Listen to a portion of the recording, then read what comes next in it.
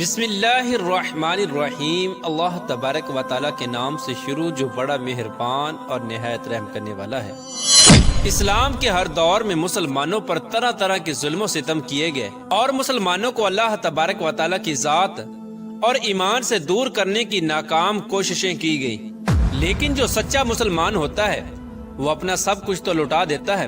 لیکن وہ اپنے سچے رب کو کبھی نہیں چھوڑتا۔ اس مسلمان کا سب کچھ اس کا حقیقی مالک اللہ عز و جل ہوتا ہے۔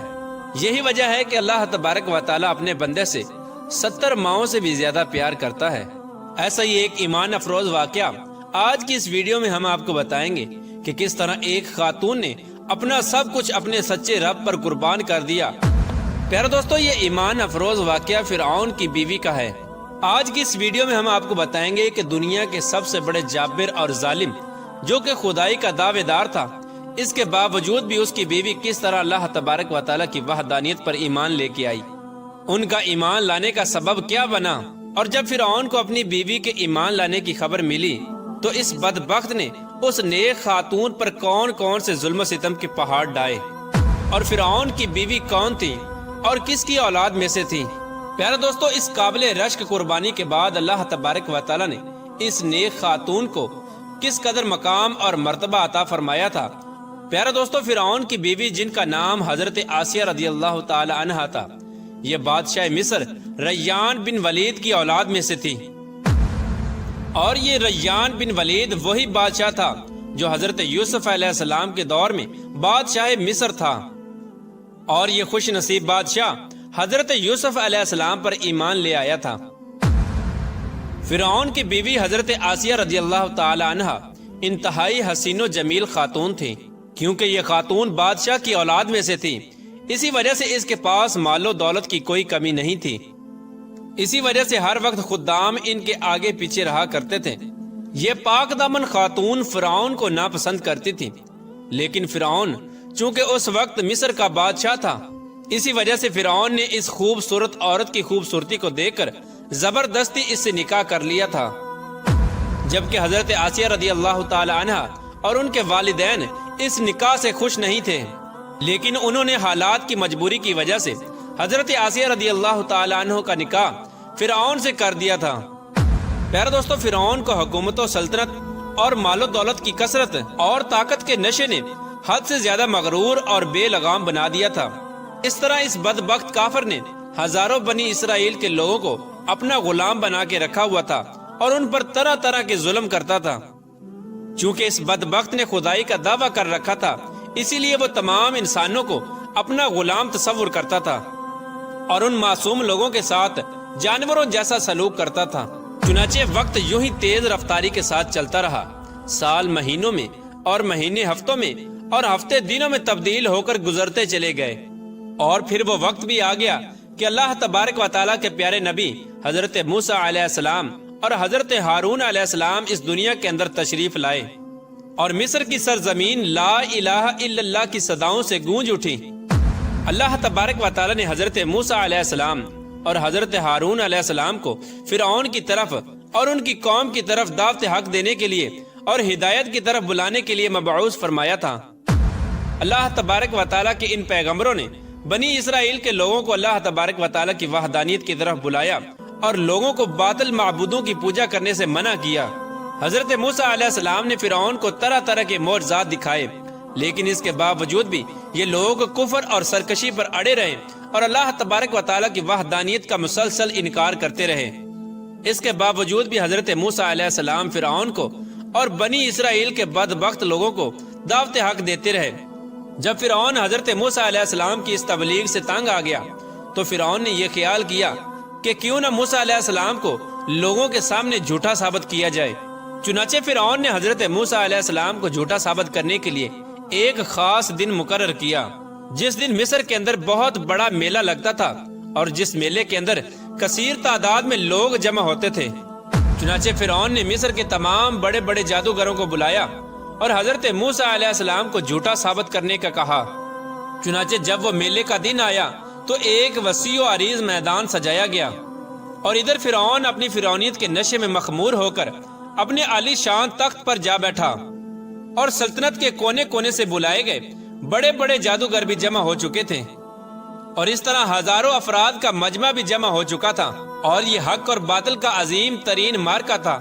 जिसको देखने के लिए बेशुमार लोग जमा हुए थे। और इधर अल्लाह तबारक व तआला के सच्चे नबी हजरत मूसा अलैहिस्सलाम और हजरत हारून अलैहिस्सलाम भी तशरीफ ला चुके थे और हजरत मूसा अलैहिस्सलाम के चेहरे अनवर पर जाहो जलाल नजर आ रहा था। चुनाचे इस अजीम मार्के का आगाज हुआ और जादूगरों ने फिरऔन की इज्जत की कसम खाकर अपने जादू की लाठियां और रस्सियां फेंकनी शुरू कर दी। तो वो लाठियां और रस्सियां एकदम से सांप बनकर पूरे मैदान के अंदर दौड़ने लगी। इन सांपों को देखकर पूरे मजमे के अंदर खौफ और हिरास फैल गया और तमाम लोग बदहवास होकर इधर उधर भागने लगे। इधर फिरऔन और उसके जादूगर अपने नशे में बदमस्त होकर तालियां बजाने लगे और इस मंजर को देखकर खुश होने लगे।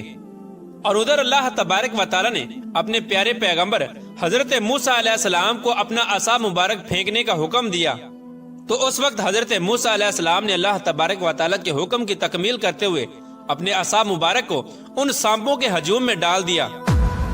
चुनाचे देखते ही देखते हजरत मूसा अलैहिस्सलाम का वो असा एक खौफनाक और हैबतनाक अजदहा बनकर नमूदार हुआ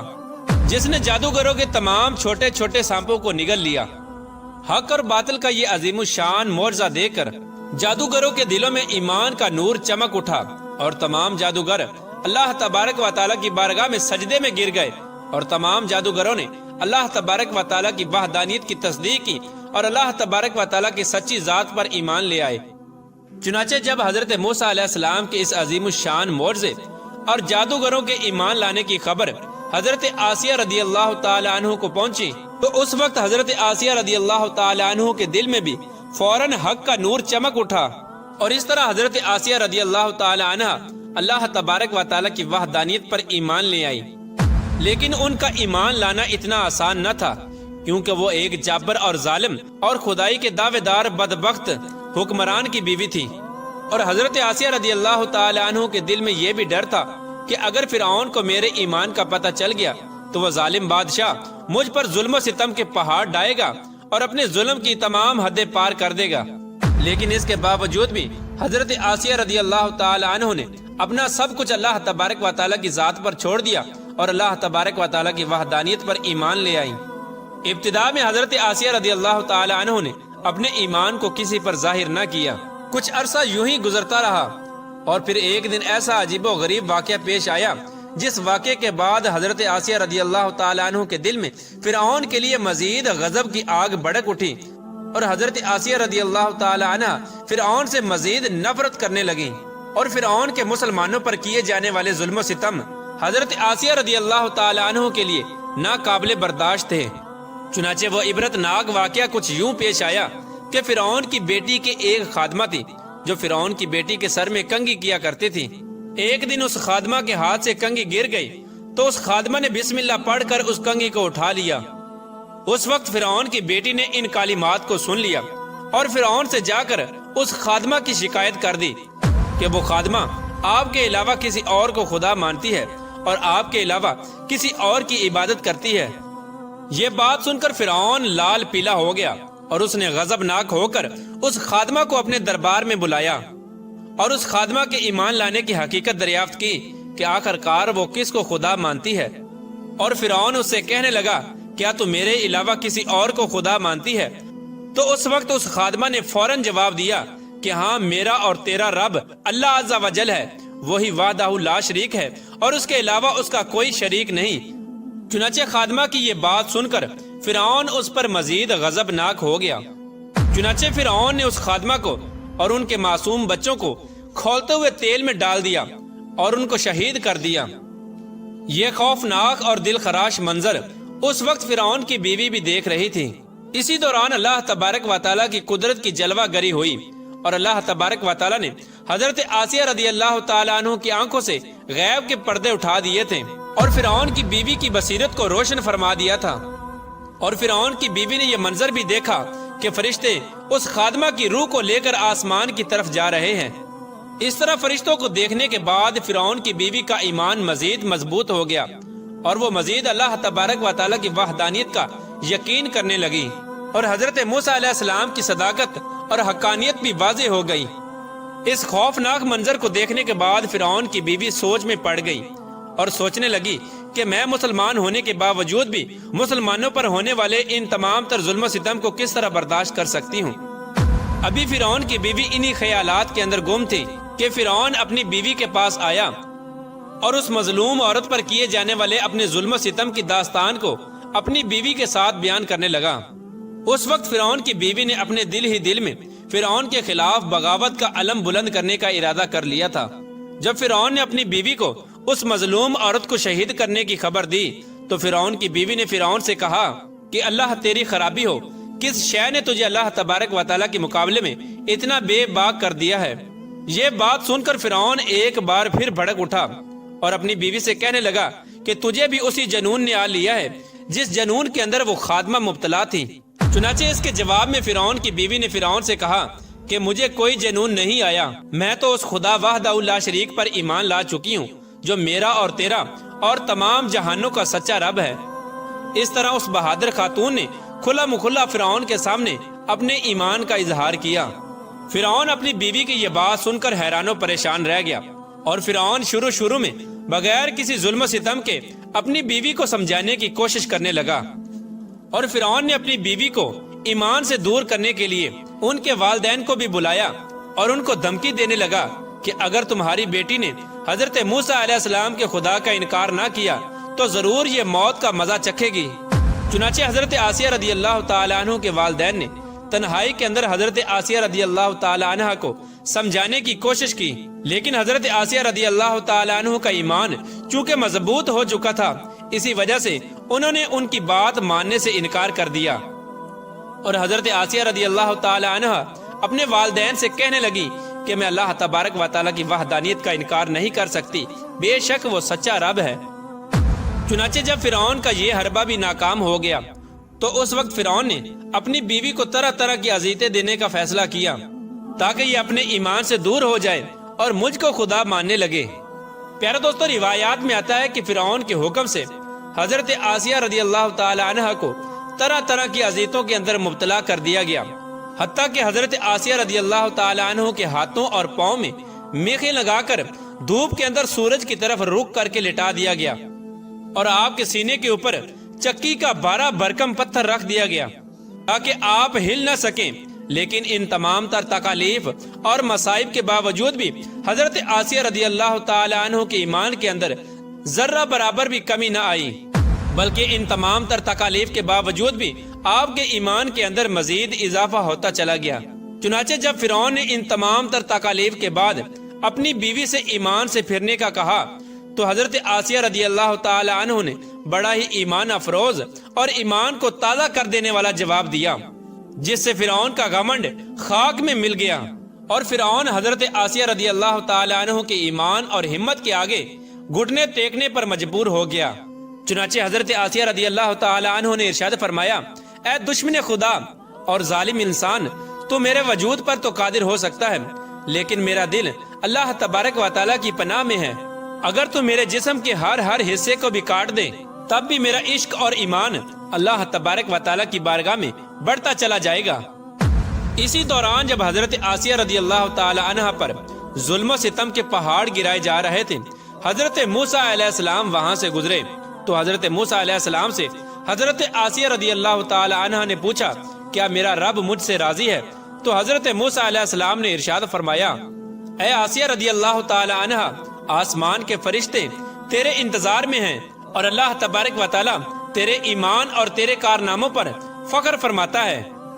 آپ اللہ تبارک و تعالیٰ کی بارگاہ میں سوال کریں، آپ کی ہر حاجت پوری کی جائے گی۔ اس وقت حضرت آسیہ رضی اللہ تعالی عنہ نے اللہ تبارک و تعالیٰ کی بارگاہ میں یہ دردناک دعا کی، اے میرے پروردگار، میرے لیے اپنے پاس جنت میں ایک گھر بنا اور مجھے فرعون اور اس کے ظلم سے نجات دے اور مجھے ان ظالموں سے نجات بخش۔ ادھر جب فرعون نے حضرت آسیہ رضی اللہ تعالی عنہ کو ایمان سے دور کرنے کی تمام تر کوششیں کر لیں اور ہر کوشش کے اندر ناکامی کا سامنا کرنا پڑا، تو اس وقت فرعون نے حضرت آسیہ رضی اللہ تعالی عنہ کو شہید کرنے کا فیصلہ کر لیا، اور آخری حربے کے طور پر فرعون نے اپنے کارندوں سے کہا کہ ایک بہت بڑی چٹان لے کر آؤ، اگر یہ چٹان دے کر اپنے ایمان پر قائم رہتی ہے تو یہ چٹان اس پر گرا دینا، اور اگر یہ ایمان سے پھر جاتی ہے تو پھر یہ میری بیوی ہے۔ پیارے دوستو، اس خوفناک منظر کے وقت جہاں ایک طرف زندگی ہے اور دوسری طرف موت کھڑی ہے،